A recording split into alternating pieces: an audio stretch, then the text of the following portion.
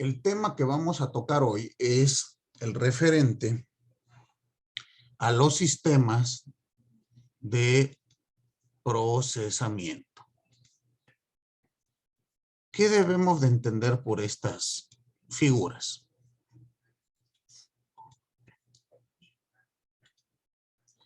Primero que nada,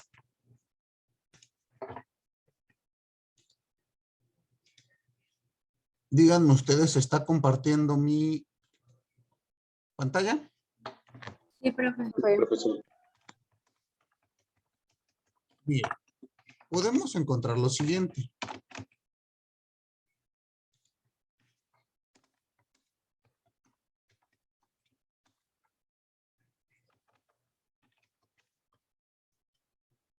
Este tema, sistemas de procesamiento, lo van a encontrar dependiendo del autor, con diversos nombres.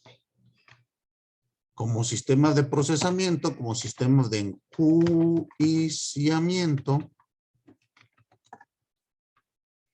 o como sistemas procesales. Muy bien.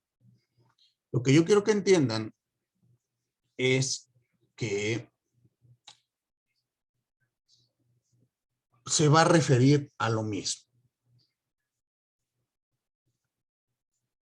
Ya después explicaremos por qué en esta clase se les dice sistemas procesales, de procesamiento, perdón. En otros por qué le dicen sistema de enjuiciamiento y en otros por qué le dicen sistemas procesales. Todo tiene una razón de ser. Pero aquí ocurre como en nuestra clase anterior. Hay diversas posturas y ustedes deben de adoptar las que les convenza desde el punto de vista lógico. En materia procesal es muy común encontrarnos con concepciones meramente subjetivas, es decir, que parten desde lo que el autor entiende para explicar un fenómeno.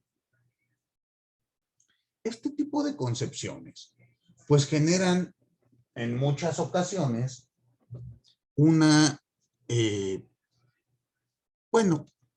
generan que se le llame del mismo modo a distintas cosas o de distinto modo al mismo objeto. Aquí tenemos un ejemplo. Nos vamos a referir a esta figura, a estos sistemas, pero ustedes van a ver que un autor le llama sistema de enjuiciamiento, a otro le llamará sistema de procesamiento y otro a su vez sistemas procesales. ¿Y qué ocurre? Pues la confusión. ¿No les parece a ustedes? Oiga, pero si es lo mismo, ¿por qué uno le llama A, otro le llama B y otro le llama C? Por lo tanto, hay que desterrar esta muy arraigada forma de ver el proceso, que es la forma subjetiva. Y hay que empezar a analizar el proceso de una manera objetiva. Esto se realiza o se puede realizar por medio de la cuantificación evidencial. ¿Sale? Esta cuantificación evidencial parte de un modelo lógico aristotélico tomista, es decir, retoma los postulados de Aristóteles más los de Tomás de Aquino para empezar a categorizar un objeto. Para ello se toma en cuenta género próximo y diferencia específica. Ya iremos ampliando en este método, pero dense cuenta ustedes que ya por lo menos escucharon ustedes algunas razones, ¿no? ¿Por qué se hace así? Bueno, pues porque el método nos indica que es así. Y ya no es tanto lo que yo piense. Yo les daré las razones, que es la cuantificación, y la evidencia. Y esta evidencia usted puede ir y comprobarla con el fenómeno en el plano de la realidad.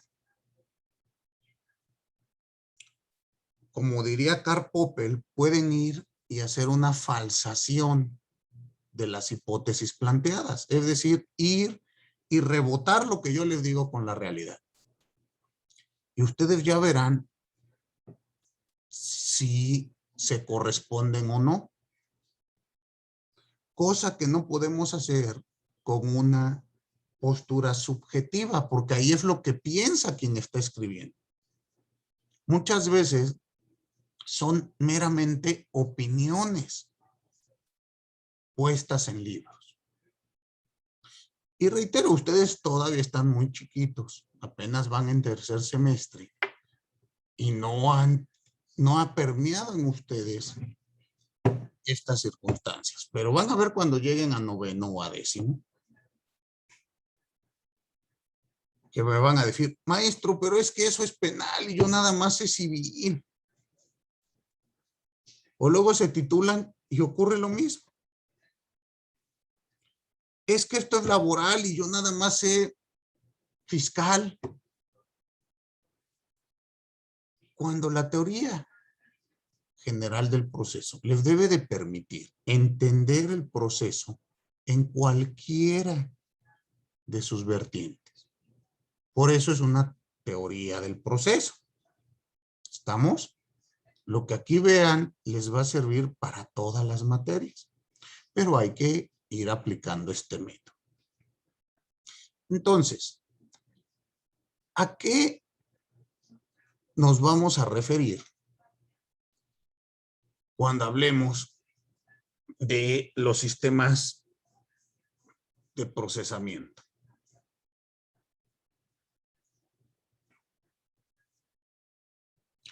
Vamos a tener, en primer lugar, que señalar que estos sistemas se dividen, o los autores lo ponen en tres grandes sistemas.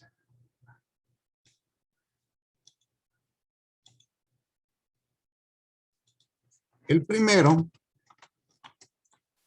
es el sistema inquisitivo.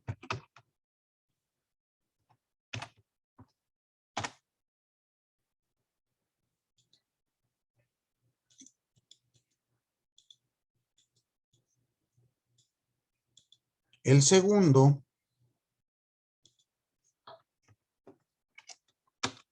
es el sistema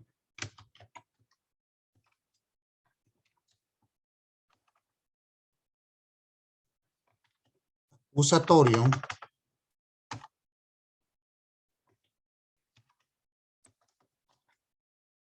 o dispositivo. Acusatorio, por regla general, se utiliza para la materia penal. Dispositivo para las demás materias. ¿Queda claro? Pero nos estamos refiriendo a lo mismo.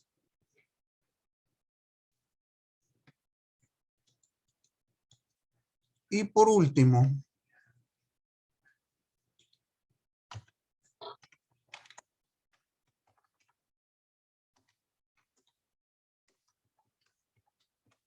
lo que alguna parte de la doctrina le llama el sistema mixto. Muy bien.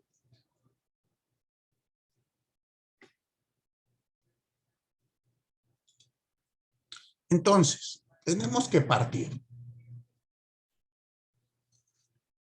de entender qué es lo que pasa con nuestro proceso.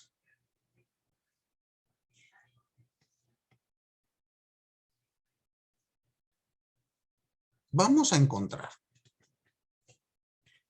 que una gran parte de nuestra literatura, propiamente la mexicana, confunde estos temas o ni siquiera los estudia, limitándose a confundirlos como principios. Y así encontrarán ustedes que les hablan de principio dispositivo o de principio acusatorio, de principio oficioso, en algún apartado cuando estudien los principios procesales. Hay que entender que este tema es más importante que únicamente eso. Es decir, entender el sistema es entender la ideología del legislador en turno al momento de reglamentar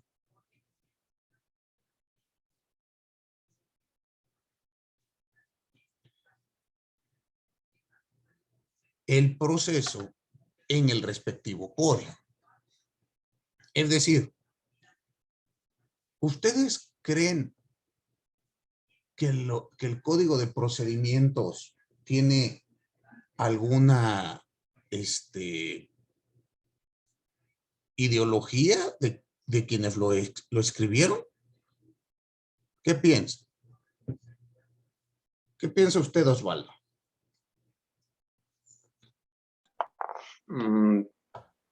Bueno, es que no entendí muy bien el sentido de la pregunta. Si tú crees que el que escribió el código puede poner ahí algunos intereses que él tenga para que se cumplan, él o el Ya, gobierno de ya. turno. Pues no, o sea, porque tiene que ser, bueno, sería, no lo vería yo bien, porque pues nada más estaría buscando satisfacer sus propias necesidades o intereses, cuando tiene que ser algo general que se aplique sin importar quién esté, por decirlo en este momento, haciendo las leyes o en el gobierno. Bueno, es en el plano de lo bonito, de lo El deber ideal, ser. ahí en las nubes, Osvaldo. Pero ya en la práctica, dime, Daniel. Bueno, precisamente como usted comenta, ¿no? Que deben de pasar de lo subjetivo al objetivo, porque meramente lo que ellos están, de lo que se basan, o como ellos han entendido el proceso, lo han entendido conforme a los libros, en donde usted comenta que hay diversos en los que se plasman más opiniones que ideas en particular, como de, no, pues yo opino que el sistema de procesamiento es esto, o el enjuiciamiento. Entonces yo siento que lo realizan más que, igual plasman sus propias ideas, lo hacen subjetivo al parecer. Como usted comenta, en el plano de lo bonito, tendría que ser objetivo, tendría que ser imparcial. Sin embargo, están plasmando una idea de lo que ellos mismos a lo mejor han comprendido de lo que es este sistema y lo reglamentan o algo por el estilo. Bueno, pero así como tú lo pones, suena un error inocente, pero no puede el legislador reglamentar el código expresamente para hacer algo que a él le interesa o al gobierno en turno. Dime, Iván. Pues sí, ¿no? Lo mencionábamos del caso Bonilla, que nos comentaba, que decía que se había hecho una reforma para favorecerse a sí mismo y ampliar el mandato, entonces pues yo creo que sí. Claro que sí. Recuerden que como seres humanos siempre tenemos una ideología. Es muy difícil hablar de algo 100% objetivo, ¿no creen? Si yo redactar una norma, pues la voy a redactar de acuerdo a la ideología que yo traigo. ¿Estamos de acuerdo? Y por eso es muy importante este tema. ¿Por qué? Porque hay que identificar que un sistema tiene una ideología y otro sistema responde a otra ideología. Dependiendo la respuesta que el legislador dé a la pregunta ¿cómo debo de reglamentar o para qué debo de reglamentar el proceso?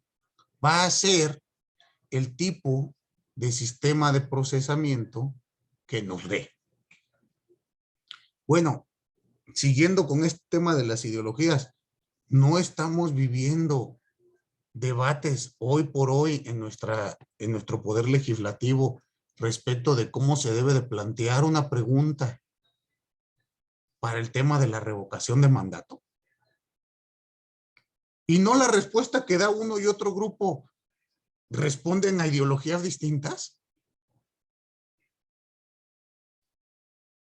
Entonces les digo, suena muy bonito eso que les comentaron de que la ley es preciosa, hermosa, libre de toda injerencia y su único fin máximo y último es la justicia. Pero bueno, ya es hora de que vayamos analizando esos postulados, ¿no creen?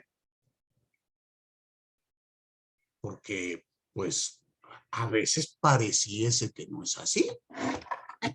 Muchas veces parece que no es así. ¿Qué es lo que estoy diciendo? Que hay que leer con mucha atención nuestro código, todos los códigos, para entender esta situación. Y miren, entonces tenemos esto. Imagínense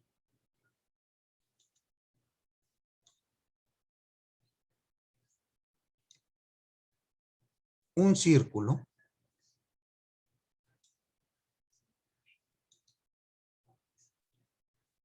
y este círculo va a representar el sistema de procesamiento.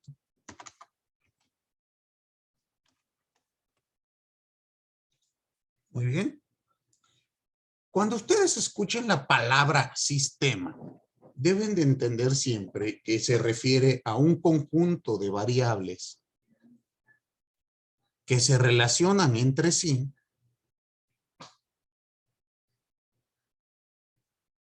para cumplir una función común.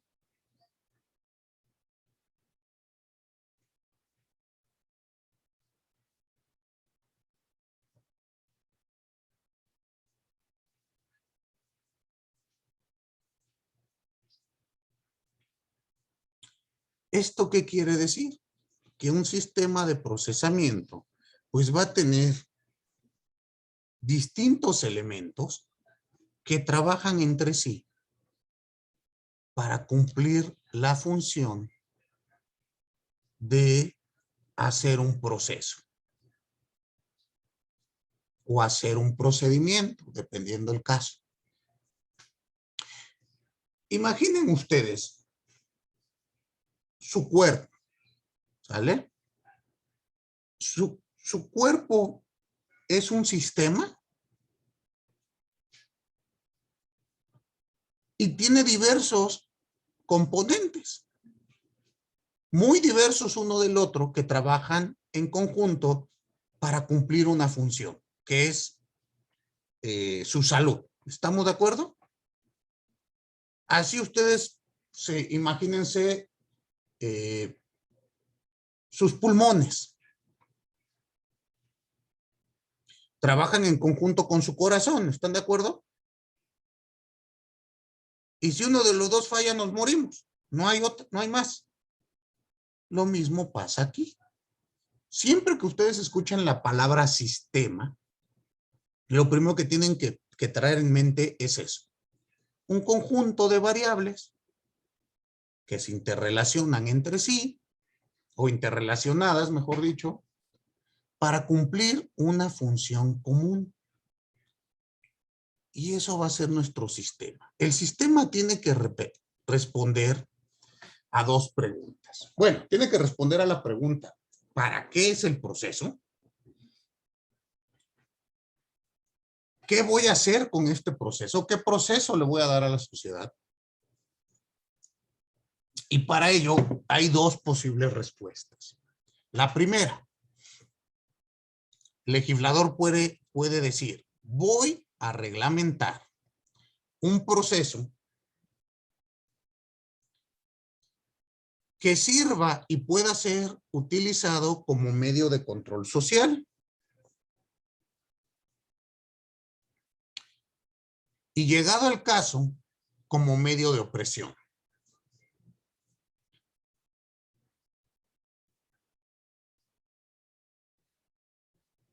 Esta respuesta la han dado en estados donde existen regímenes autoritarios que se basan pues, en ideas alejadas a un estado constitucional democrático.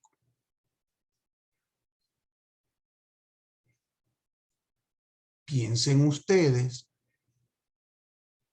el régimen fascista de Benito Mussolini. Piensen ustedes el régimen nacionalsocialista de Adolfo Hitler. Y miles de ejemplos más. En nuestro país vamos a tener muchos ejemplos de leyes que parecen que en lugar de protegernos, están reprimiéndonos. Y entonces tenemos que inmediatamente ver que el legislador lo que pensó es en establecer una forma de control social, ¿no creen? Piensen ustedes lo siguiente. El artículo 19 constitucional señala la figura de la prisión preventiva oficiosa. ¿Sí la ubican o nunca han oído de ella? ¿Qué quiere decir prisión preventiva oficiosa? La Constitución da un catálogo de delitos en los que te metemos a la cárcel inmediatamente que te detengamos, sin necesidad que lo pida el Ministerio Público, sin pruebas, y vas a estar en la cárcel todo el tiempo que dure tu proceso en lo que sacamos una sentencia. Pues suena algo drástico, ¿no? ¿O ustedes qué piensan?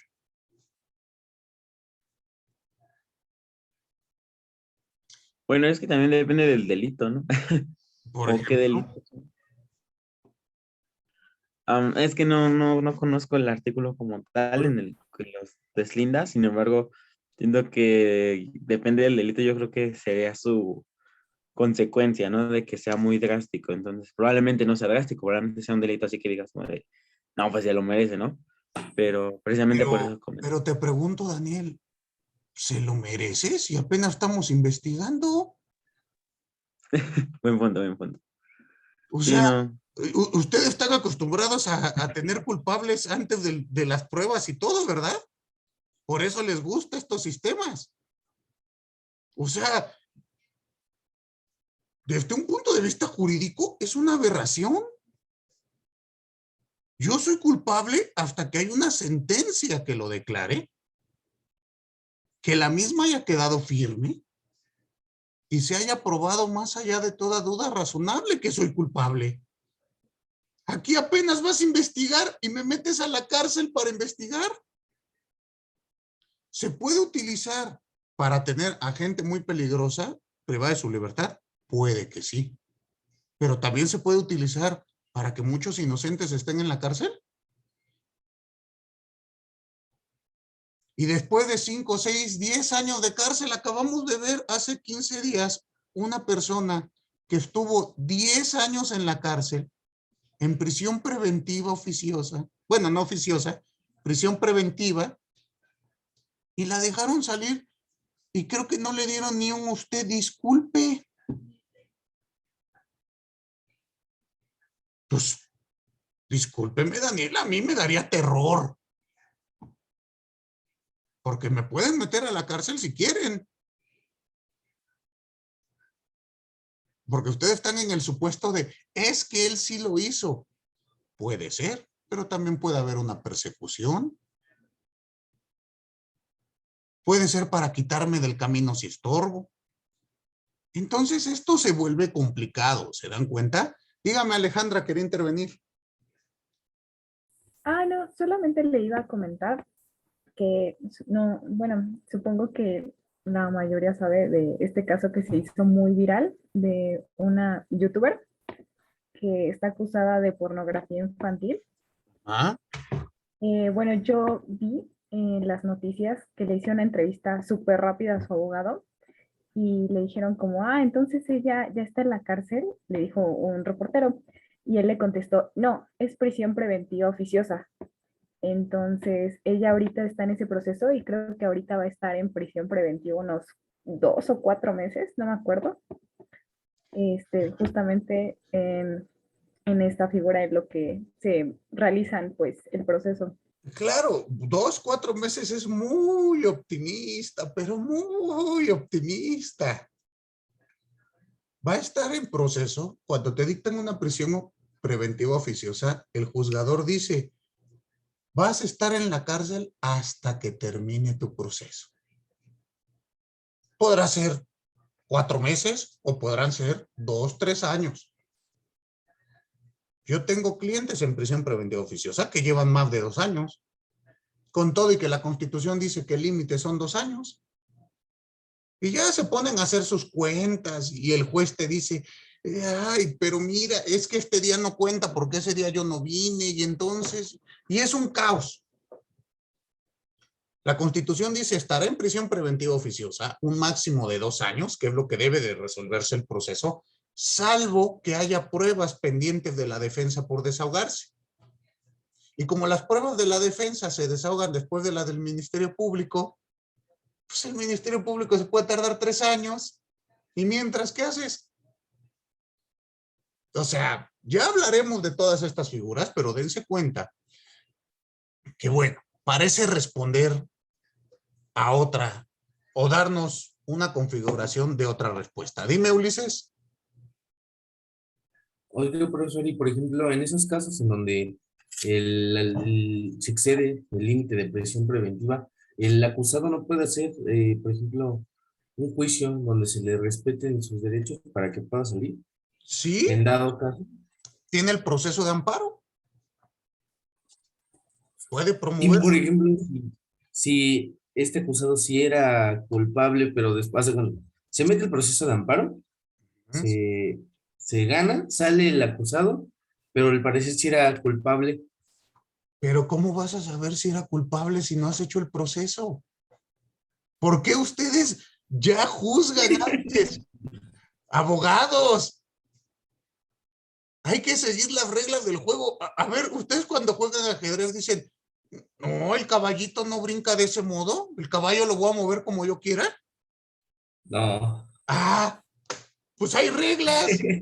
¿Y cuál es la primera regla de un procedimiento penal? Mi cliente es inocente. Hasta que me demuestren lo contrario. Ustedes dicen, pues si salen un amparo, ¿y qué tal si era culpable, maestro? No, mejor lo dejamos adentro. Lamentablemente esto que dicen ustedes es lo que pasa. Y es la ideología que tiene inmersa muchas veces estas reglamentaciones. Y esto se presta a muchísimas violaciones a los derechos humanos. No duden ustedes que en próximos años México será condenado por la Corte Interamericana de Derechos Humanos por esta figura. Esta prisión preventiva oficiosa, automática, sin pruebas, sin que la pida el Ministerio Público, es perversa. Así, ¿no? O sea, desde mi visión no hay mucho que discutir. No obstante, hay gente que la justifica. A mí me parece que responde esta figura a otra ideología. Si ustedes ven los datos oficiales,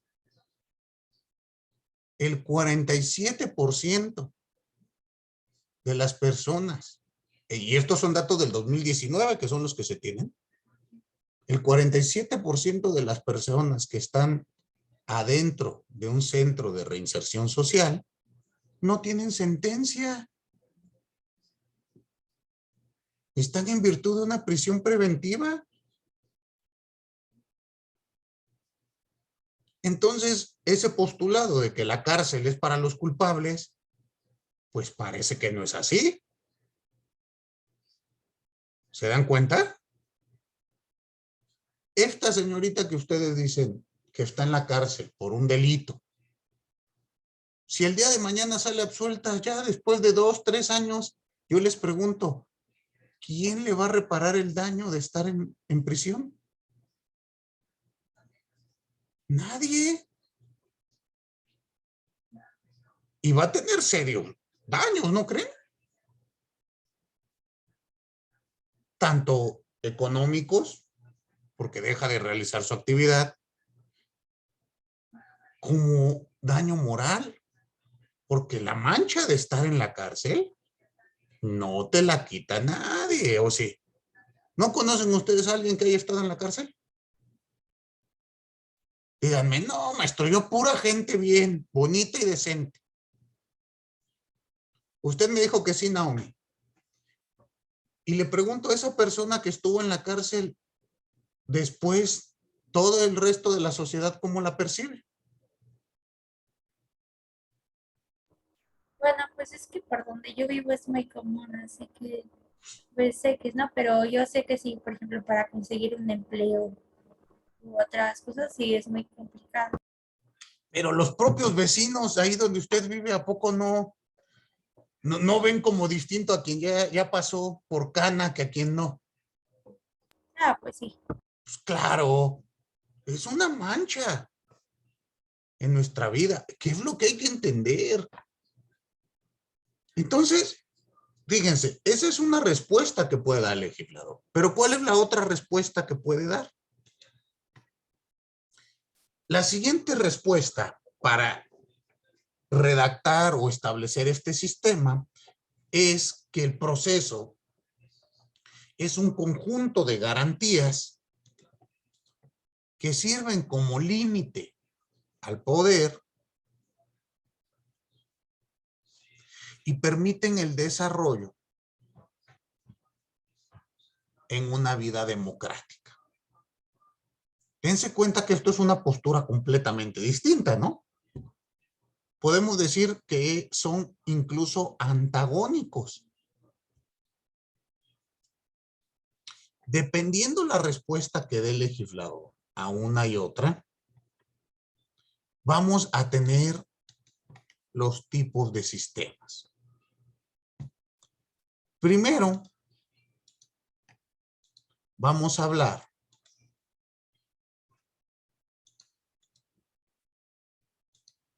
del sistema inquisitivo.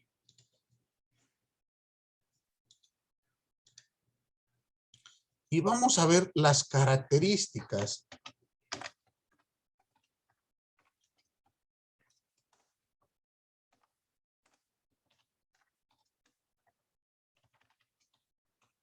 del sistema inquisitivo.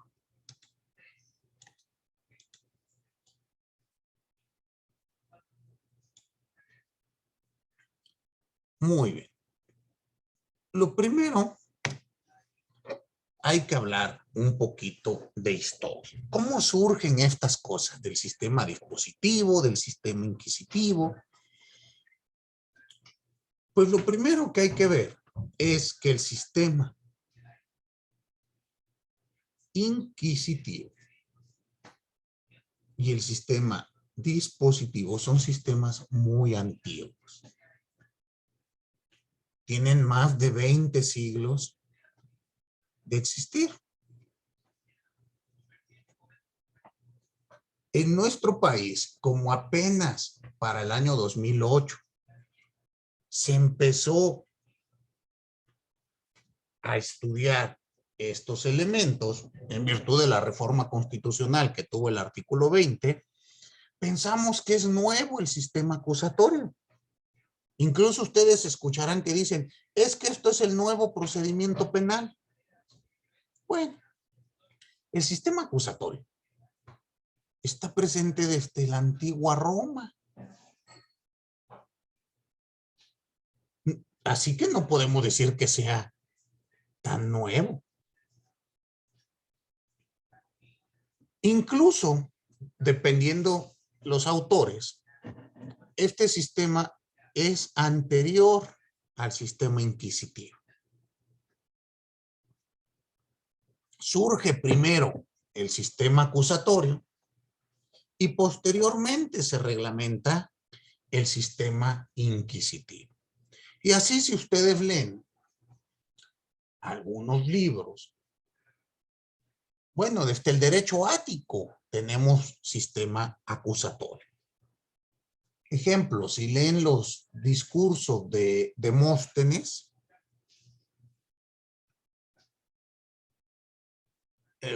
¿ubican ustedes quién fue Demóstenes? Sí, ¿Quién fue, Brenda? fue un gran orador de Grecia. Bueno, pues era el mejor orador. Muy bien. ¿Y recuerda usted un poquito del mito de Demóstenes? ¿Qué nos dicen de él?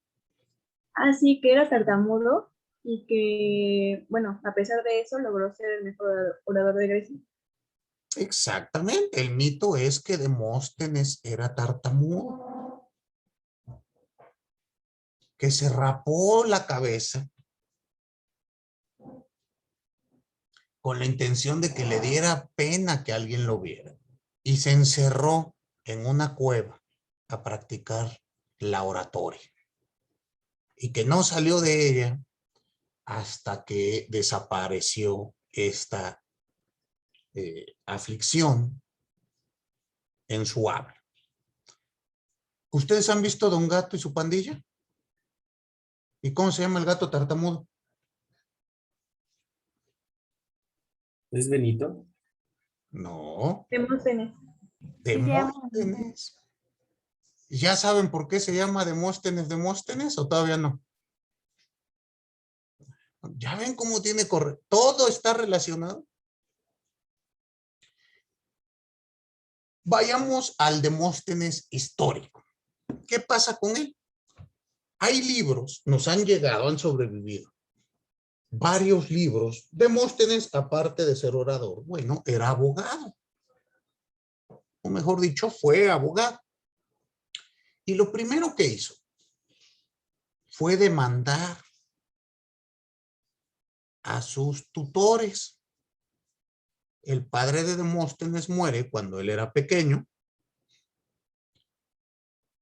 y sus tutores malversaron la herencia. El tutor tenía que cuidar la herencia que dejó el padre de Demóstenes hasta que él tuviera la mayoría de edad. Cuando él tiene la mayoría de edad, pues se da cuenta que habían paseado sus arcas y decide demandarlos para el pago de una indemnización. Ustedes pueden leer estos procesos y ahí van a descubrir un proceso acusatorio remoto. ¿Queda claro? Y de ahí veremos ejemplos en otras a lo largo del derecho romano. Pero vamos a enfocarnos al sistema inquisitivo. Y va a ser propiamente al sistema inquisitivo que surge en la Edad Media, porque ese fue el que nos llegó a nuestro país. ¿Queda claro?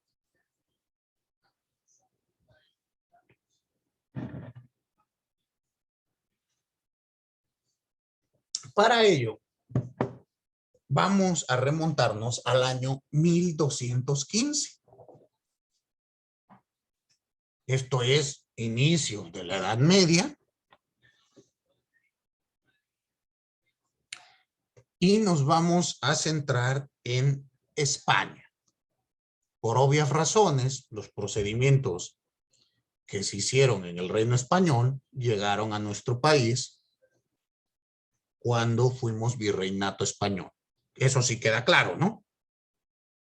Entonces, la reglamentación que se tuvo en España, pues tuvo un impacto directo en nuestro país y en diversos países de América. Entonces, pensemos este año, 1215. ¿Qué pasa para el año 1215? El rey, en aquel momento, le otorga a una orden religiosa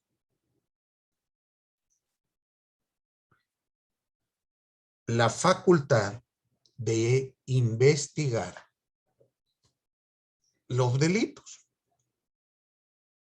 y así como de juzgar. Esta orden religiosa es la orden de los dominicos. ¿Ustedes ubican a los monjes dominicos? Sí, Osvaldo, ¿cómo son? Bueno, lo que sé es que, por decirlo así, como su patrón, o no sé cómo se le diga, son los que siguen a Santo Domingo. ¿Y usted ubica cómo es su hábito? ¿Cómo van vestidos? No, de eso no. ¿No? ¿No ubican alguno de ustedes? ¿No? Piensen lo siguiente. Déjenme ver si encuentro. Es cierto lo que dice Osvaldo.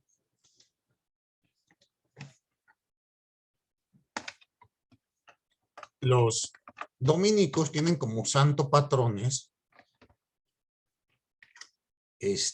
como santo patrono a Santo Domingo.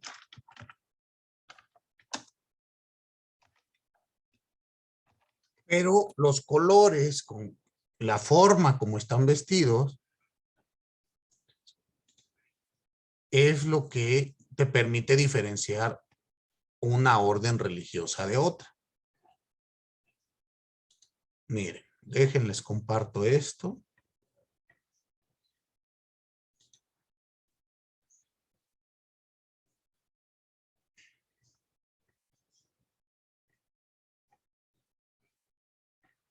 A ver, déjenme.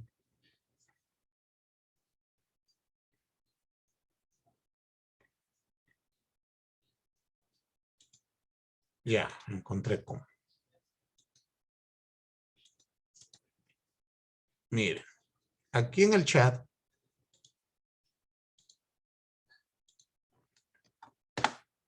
tienen ustedes una imagen de un hábito de un monje dominico. ¿Qué pasó con esta orden eclesiástica? Antes de 1215, la Iglesia Católica, y aquí estamos hablando de una Iglesia Católica protocatolicismo propiamente, estaba iniciando.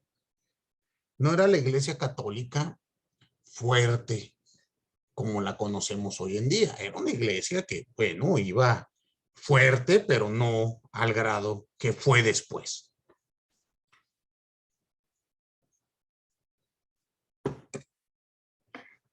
Esta iglesia, esta orden, ¿qué fue lo que pasó con ella? Se estableció que los dominicos podían salir, se les dio una instrucción inquisitorial. Y aquí fíjense que va a aparecer el nombre de nuestro sistema. Los dominicos, cuando utilizamos la palabra inquisición o inquisitorial, se refiere a salir a investigar. Realizar una inquisición es investigar, ¿estamos de acuerdo? Entonces, a los dominicos se les dio la anuencia inquisitorial. ¿Qué quería decir esto? Que esta orden religiosa podía estar en la calle, no estar nada más en la iglesia, podía salir y pedir preguntar, inquirir si alguien había cometido un pecado.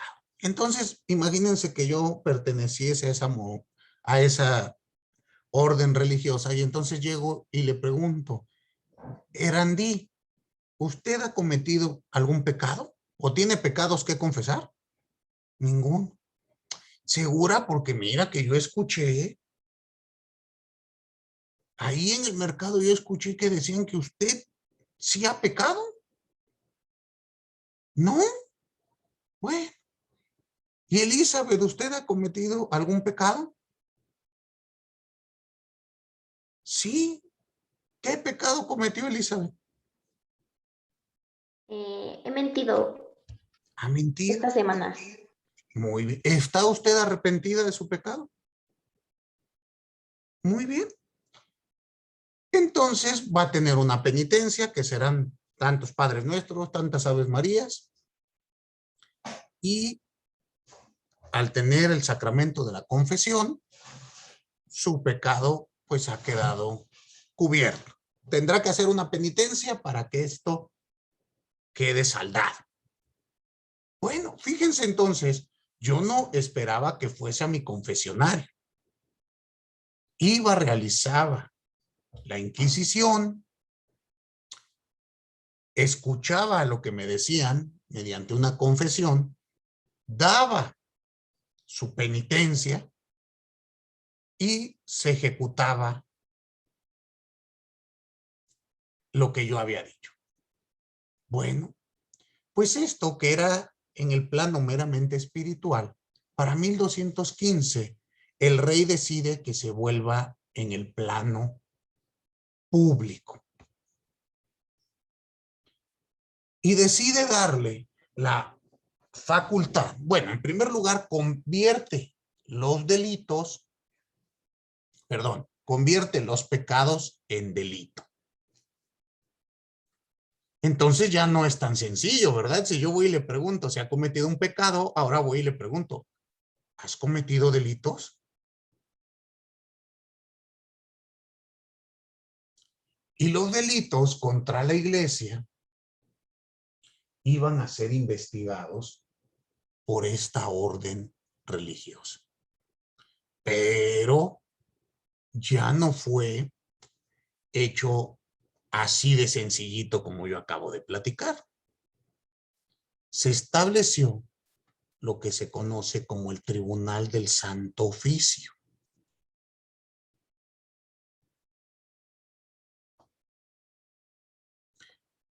Y se les dio este sistema de procesamiento a esta orden religiosa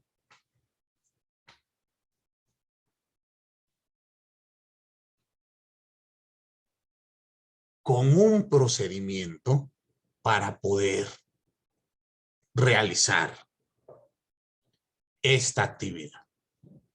Y entonces, ¿qué pasaba con este sistema? Bueno, pues ahora yo ya no voy a estar únicamente en la agencia del Ministerio Público esperando a que vengan a denunciar. Si no puedo salir, mi nombre va a ser inquisidor. Y como inquisidor, el proceso puede iniciar con una denuncia o con un simple rumor.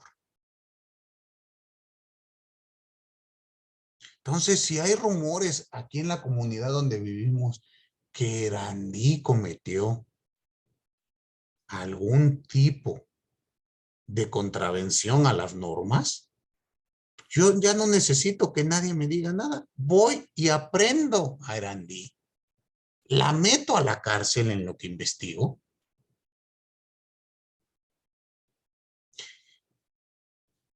Y le emito su fallo. ¿Estamos? En este periodo, que se le conoce como la Edad Media o el periodo del oscurantismo, recuerden ustedes que estuvo fuertemente caracterizado por procedimientos de carácter casi barbáricos. Ustedes conocen dónde estaba ubicado el Tribunal de la Inquisición en nuestro país, aquí en México. ¿Ninguno ha ido al Museo del Santo Oficio? ¿Dónde está ubicado, Alejandra? En el centro. En El el centro centro. histórico. ¿En qué parte del centro? Ay, no me hice la calle, profe. Pues que había cerca. Pues, Imagínense, le dice a sus compañeros, en el centro, ¿van a llegar? ¿Dónde? ¿No se acuerda? Osvaldo nos dio una clave. ¿Quién es el santo patrono? En Santo Domingo. ¿Y dónde está la plaza de Santo Domingo en el centro histórico? ¿No? ¿Alguno de ustedes se ubica? ¿Es la que está a un costado de la catedral? No, a un costado, más hacia enfrente. Está en la calle de República de Brasil, esquina con República de Venezuela. ¿Sí ubican o no?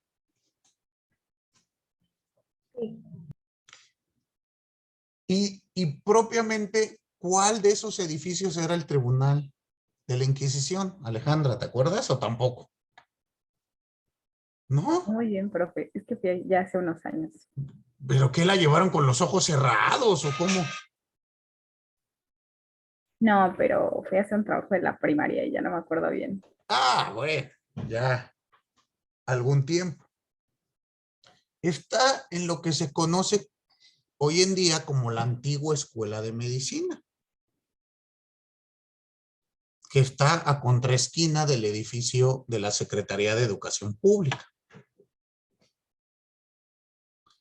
Ahí, hace muchos siglos, fue el Santo Oficio. Y en esa placita de Santo Domingo, pues les tocó ver gente quemada en la hoguera, para que cuando caminen por ahí, pues sepan qué pasó. ¿Estamos? ¿Cómo pueden ustedes ir analizando visualmente este proceso? Lo pueden hacer viendo una película. Les voy a recomendar que vean una película que está en Netflix, que se llama Aquelarre. Ustedes saben que aquelarre es una reunión de brujas, ¿no? Bueno, pues de eso va. Del proceso que se le hace a unas jovencitas que son acusadas de practicar la brujería. En esta película, gran parte de la película, si no es por decir toda, van a ver ustedes las características de un procedimiento inquisitorio. ¿Queda claro? Y pueden ir revisando las características que a continuación vamos a enumerar. Primero que nada, ¿cómo vamos a definir al sistema inquisitorio? Vamos a decir que es un método de procesamiento unilateral mediante el cual la propia autoridad, actuando como lo haría un pretendiente,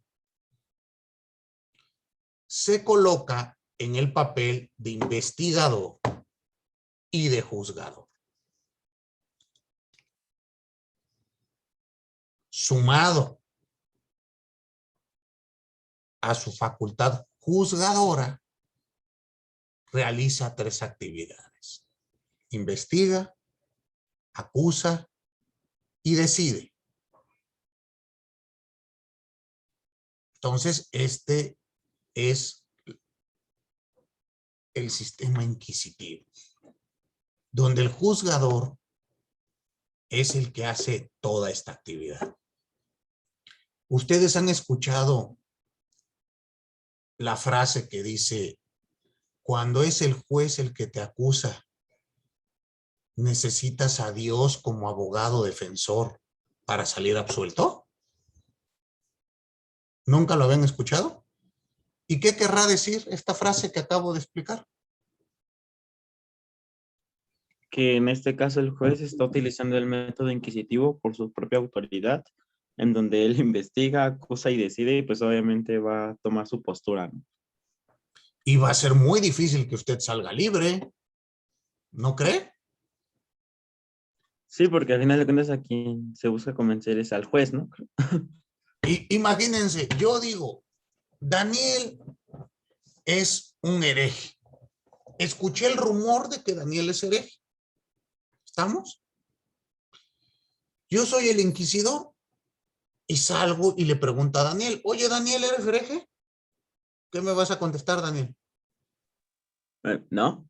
No. A ver, ven, acompáñame a la cárcel un ratito. ¿Sale? ¿Es Vamos, una cita? vamos a investigar. Ya que estás en la cárcel, le voy a preguntar a Denise. Denise, a mí me dijeron que tú sabes que Daniel comete actos impuros. Te voy a preguntar una vez si Daniel cometió esos actos o no. En el entendido que si no me convence tu respuesta, me vas a acompañar a la cárcel con Daniel, porque voy a presumir que lo estás protegiendo. A ver, Denise, ¿Daniel es hereje? Sí. ¿Eso? ¿Y esto que parece chiste? Así pasaba. Daniel, ya tengo una primer prueba contra ti. A ver, déjale pregunto a Sabrina. Sabrina, ¿Daniel es hereje o no? Sí. 2 pruebas en contra tuya, Daniel. Te voy a volver a preguntar, Daniel. ¿Eres hereje, sí o no? Aquí es el momento donde necesito a Dios, ¿verdad? Pero piensa, ¿qué me vas a decir, sí o no?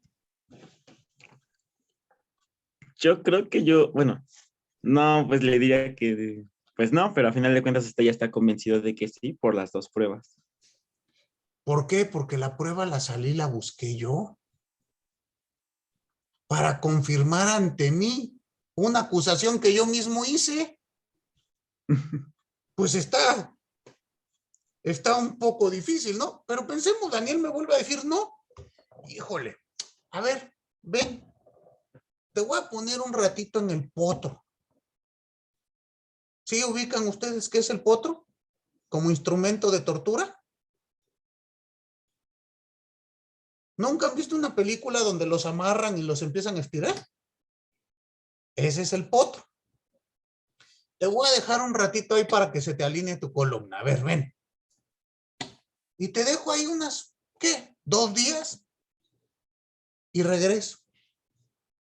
Ya no has comido, estás sufriendo dolor físico y te vuelvo a preguntar, Daniel, ¿eres hereje, sí o no? ¿Qué me vas a contestar ahora, Daniel?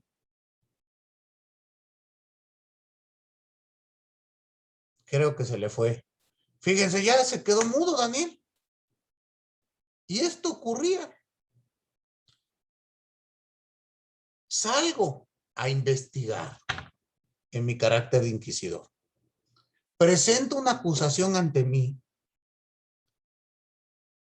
Y yo soy el que emito el fallo, yo soy el que valoro si lo que me dijo Denise y Sabrina es válido o no. ¿Se dan cuenta? Entonces, esta característica es muy importante. Siempre que el juzgador sale de una postura imparcial y realiza actividades que hacen las partes, estamos en presencia de un sistema inquisitivo. ¿Qué características son las que va a tener este sistema? Bueno, la primera, el juez, como ustedes ya escucharon, el inquisidor, inicia el proceso oficiosamente o por denuncia. Y se preocupa por continuar el proceso hasta su finalidad. Es decir, es el juzgador el que impulsa el proceso. Y aquí viene esta gran división donde suplico que ustedes tengan mucho cuidado. Algunos autores confunden el principio oficioso, o mejor dicho, la regla de procedimiento oficioso, con un sistema inquisitivo. Lo utilizan como sinónimos y debemos de entender que no es así. La oficiosidad en materia procedimental quiere decir que el juez hace caminar al proceso sin necesidad que las partes se lo estén pidiendo, con la finalidad que el proceso no se quede ahí durmiendo el sueño de los justos.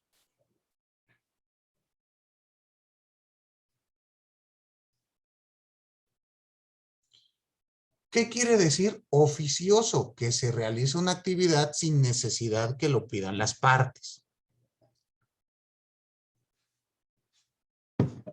Pero, ¿qué será lo inquisitivo? Inquisitivo es investigar, salir a buscar pruebas. Entonces se puede válidamente concluir que no toda actividad oficiosa es inquisitiva, pero toda actividad inquisitiva necesariamente será oficiosa. ¿Queda claro?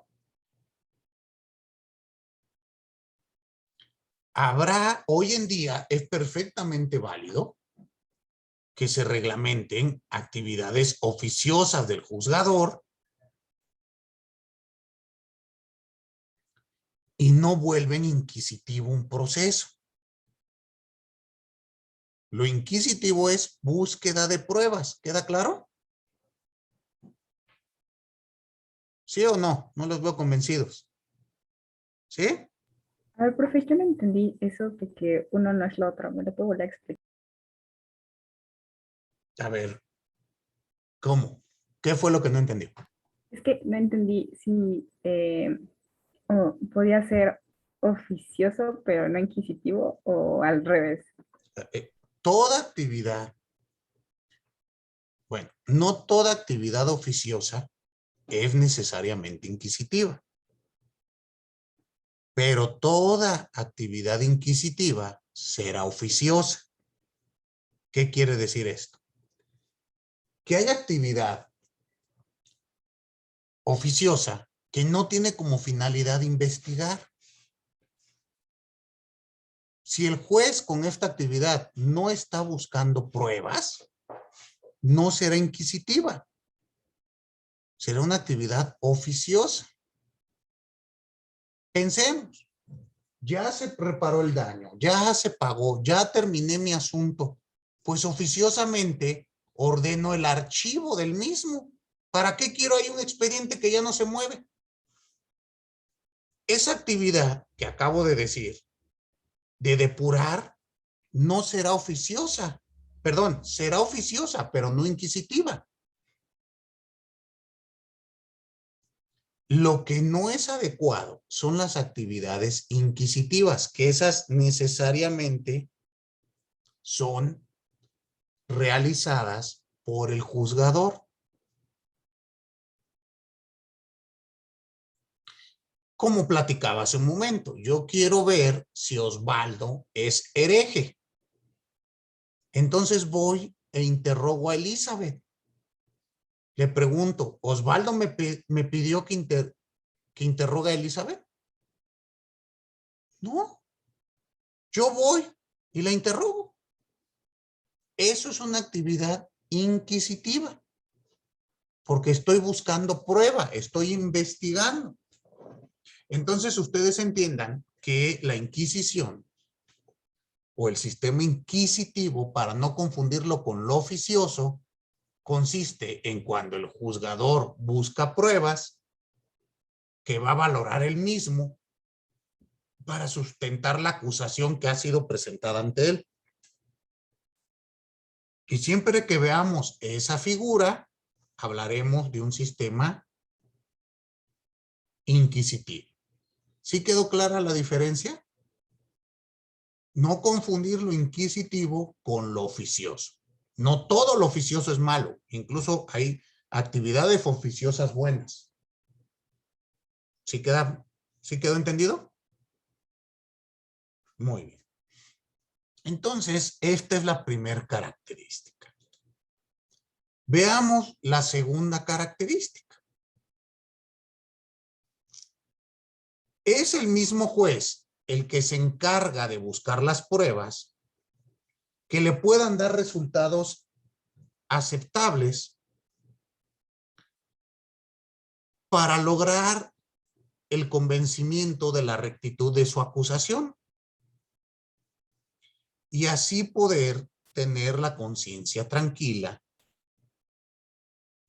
sin sufrir el cargo de conciencia por eventuales injusticias. Para ello, realiza actividades para producir la prueba.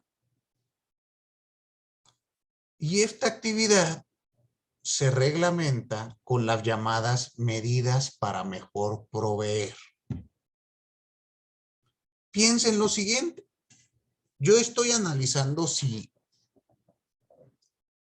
Omar ha cometido alguna falta en contra de la iglesia. ¿Están de acuerdo? Pero yo le pregunto, Omar, ¿usted es hereje? ¿Qué me va a contestar? Que no soy hereje. Que no. Y le pregunto a Erandi, ¿Omar es hereje? Sí. Sí.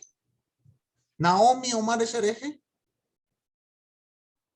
Sí, es un hereje. Sí. Entonces llego y te pregunto, Omar, hay personas que dicen que sí eres hereje. ¿Eres hereje o no?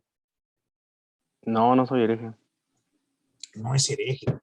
Y piensa en lo siguiente, con todo y que yo tengo que probar la acusación que realicé yo mismo, con las pruebas que investigué para mí, pues está la duda porque Omar me está diciendo que no es hereje. ¿Están de acuerdo? Y ubiquémonos en la etapa, en la época y en el contexto debido.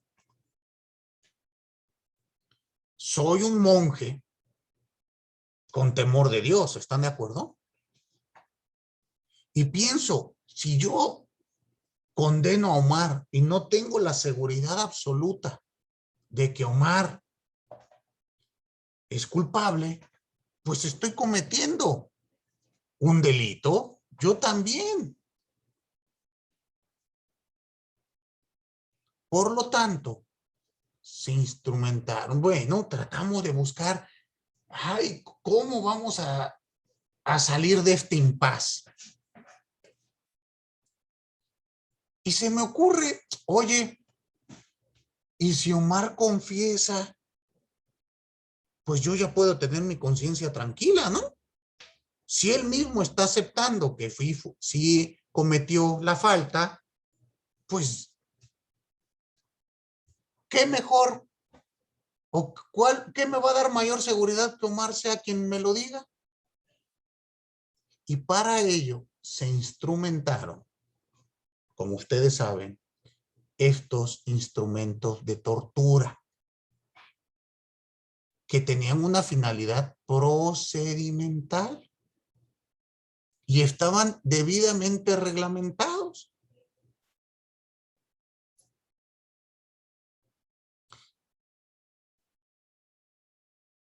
Y así la confesión se vuelve una prueba con valor preponderante, por no decir la reina de las pruebas. Todo mi proceso se configura para obtener confesiones. Y esta es otra característica. La confesional en este sistema es la reina de las pruebas. ¿Sale? Entonces, ¿ya cuántas características van? 3, ¿no? Muy bien. Bueno, ha terminado nuestra clase el día de hoy. El próximo lunes, me recuerdan, terminar de explicar las características de este sistema. Muy bien. Les deseo un excelente resto de jornada y nos vemos por acá el día lunes. Hasta luego. Gracias, Buen día. Eso, hasta luego. Nos vemos.